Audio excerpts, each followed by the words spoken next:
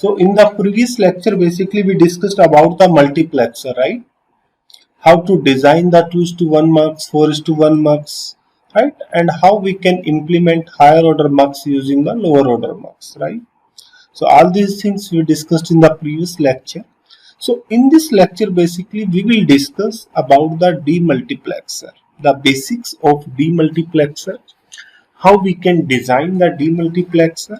So now we will start with the next topic, that is your demultiplexer. So demultiplexer, as the name suggests, is the opposite of your multiplexer, right? In the multiplexer circuit is basically your data selector circuit. It means in the multiplexer there are many inputs and the one output, right? While in the demultiplexer is your one combinational circuit which has one input and many output, right? Which has one input and many output, right? So demultiplexer, the alternative name of demultiplexer is also known as one-to-many circuit because there is a one input and the many output. That's why it is also called the one-to-many circuit, right? It is also called the data distributor, right? It is also called the data distributor. It distributes the input to the output, right? That's why it is also called the data distributor, right? So similarly, the mux are like defined as 2:1 mux, 4:1 mux, 16:1 mux, right? So similarly, demux are examples of demux are basically your worst 1 to 2 mux, right? One input, two output, right? 1 to 4 demux, one input, four output, right? And 1 to 16 demux, right? And so on. Clear? And also similarly, you can design your higher order demux using the lower order mux, right? That we will discuss in the next examples, right? So first we will design how you can design your demux, right? Similar approach is used, right? So the basic steps to design any combinational circuit. So all those steps will be followed for the demultiplexer also, right? So first is your 1:2 mux, 2:2 demux, right? So in this demux, basically input is 1 and there are the output, means there are the two outputs, right? So this is the meaning of your 1:2 demux, right? So now the first step to design any combinational circuit, first you should know the number of the inputs and the number of the outputs, right? So here we can design it in form of block diagram. And we can draw the block diagram for 1:2 mux. Here this is one is your output, right? And these are one is your input and two are your output, right? So output I am defining here y0, y0, right? So similarly to the multiplexer, in the demux also there are the select lines, right? So in 1:2 demux, one is your input and one is your select lines, right? Similarly, is to 1:4 demux, there are the two select lines,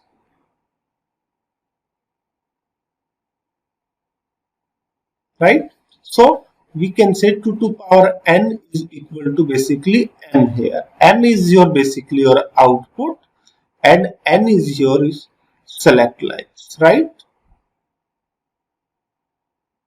So in the 1:2 demux, there is a one input, right? I am denoting this input I, right? And one is your select line. Based on your select lines, we have to find out your the outputs, right? What will be the means this input I will be propagated to these outputs, right? Based on these select lines, right?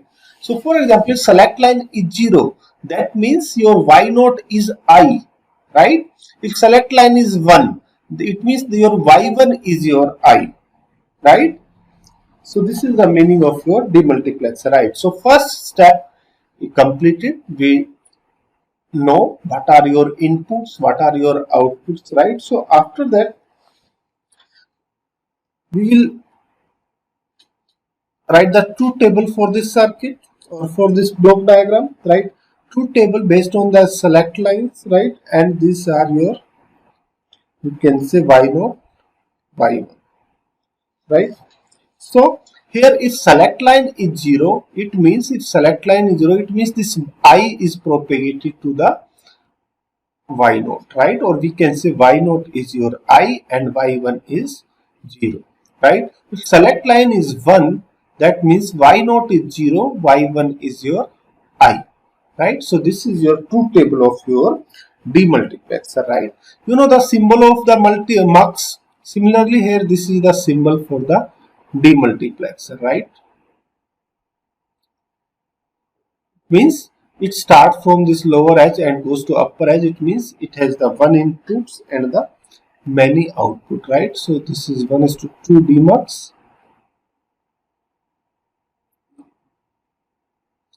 This is y0, y1, and this is your select lines, right? So this is your symbol for the demultiplexer, right? If it is 1:4, then there are the 4 outputs, right? So now the next step, second step is finish truth table, you know. After that, write the expression for this y0, y1. So what is y0 here? So y0 is basically, see, this is your s bar. So you write the s bar into your I, right? Means, and what is y1? Y1 is your basically s into I, right? S I. So if select line is 0, then your y1 is 0 and y0 is I. If select line is 1, right, then your y0 is 0 and y1 is your I, right? So these are your expressions for these, the outputs, right? So next is your logic circuit. Based on these expressions, you can design your logic circuit, or you can draw your logic circuit. Logic circuit is, see, now from this y0, y1, it is clear that it consists of only your AND gates and the NOT gate, right? So this is your I,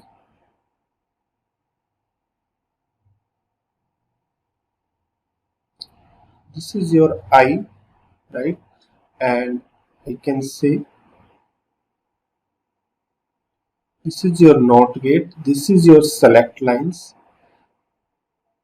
So this is your basically y1, right? Y1 is your Si, right? And this is your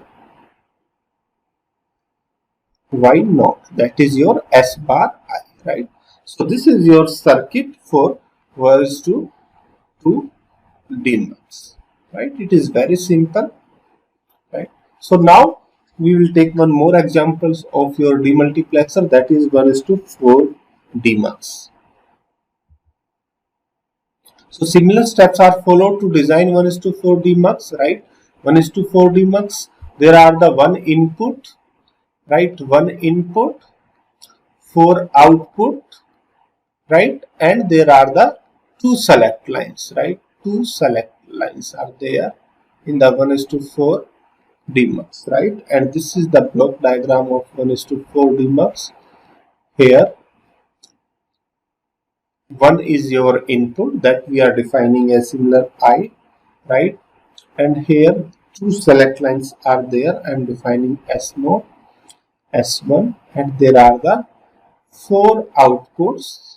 Start from Y0, Y1, Y2, Y3, right? So next similar approach you are following, you can write the truth table for this same, right? So I am not writing the truth table, I am directly writing the output. Now from here it is clear, right? What is Y0? Y0 is basically your S0 bar, S1 bar and into I, right? It means when both S1 and S0 are 0, 0, right? In that case, this I is propagated to this Y0, right?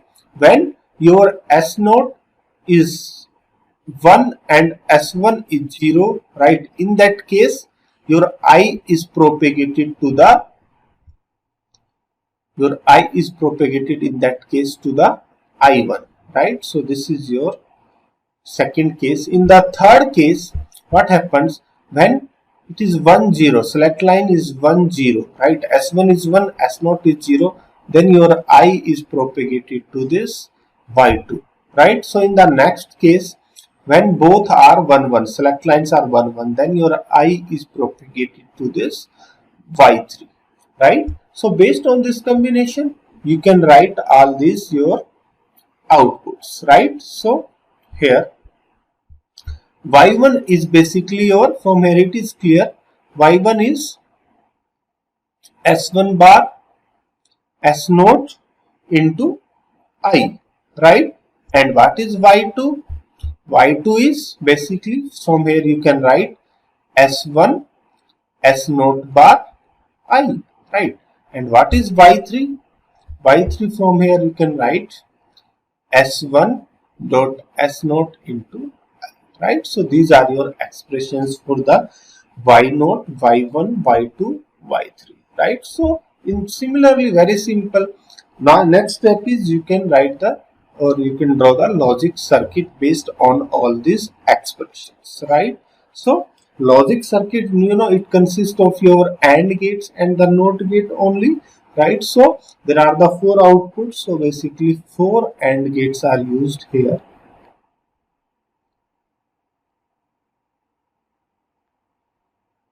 These are your 4 AND gates, and all these AND gates are the output y0, y1, y2, and the y3. And the inputs of these AND gates are basically, now there are the 2 NOT gates, one for the S0 and one for the S1, right? So based on this, S1, S0, and this is your I, right? So this is your y0. Next is your y1, right? So simple, I am writing here, this is S0 and this is I1, right? So this is your y1. Now for the y2, this is your S1 S0 bar and this is your I, right?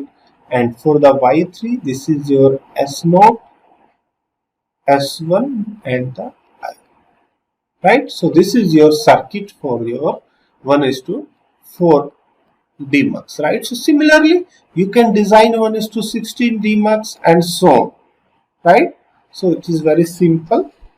Now we will discuss how you can implement your higher order DMUX using the lower order DMUX, right? Similar shortcut formula can be applied to find out the higher or lower order mux, right? As we used for the multiplexer, right? So next is implementation of higher order mux using the lower order implementation of higher order DMUX using the lower order DMUX, right? Similar into 4:1 mux. First, we are talking about the mux that we already discussed in the previous lecture. If you want to design 4:1 mux using the 2:1 mux, then how many 2:1 mux are needed? You know the form shortcut. Divide this 4 by 2, right? And next this divide 2 by 1, right? Now 1 is lesser than 2, so leave it up to here, and total 3 mux are required, right? So similarly, 1:4 DMUX. If you want to design 1:4 DMUX using 1:2 DMUX, right, then how many DMUX are required? Similarly, divide this 4 by 2, right, then divide this 2 by 2, right, so total 3 DMUX are required to implement 1:4 DMUX using 1:2 DMUX, right? So similar formula we can apply here. Now in the circuit wise, I will tell you this example. I will draw this example how you can design the higher order mux using the lower order mux. You know, this is your 1:2 mux, means it has only one input and the one select lines, right? So this is your, so first take, if the 1:4 mux DMUX means total there are the one input only and there are the 4 output, right? And you know the 3 DMUX are required, right? So this is your 1:2 DMUX. Now these are 2 outputs. Now what is the output of this first? S1 bar into I, right? What is the output of this second output? S1 I, right? So now, and from 1 is to 4 demux, you know this expressions of their outputs, right? You know these expressions. So first expression is S naught bar S1 bar S naught bar S1 bar into I, right? And we already achieved S1 bar I, right? And if we give the select lines here S naught and these act as the input, then what is the first output? First output is your Y naught, that is this S naught bar S1 bar into I, right? What is the second output in this case? Second output is S1 bar S naught I, right? So this is your second output. Now similarly we can use one more 1 is to 2 demux and with a similar S naught select lines, right? And we can give this as the input of this. Now what is Y2 here? Y2 is S1 S naught bar into I, right? And what is Y3? Y3 is S naught S1 into I, right? So in this way you can design your higher order mux into by using the lower order mux, right? So this is overall your 1 is to 4 demux, right? Which is implemented using your 1 is to 2 demux, right?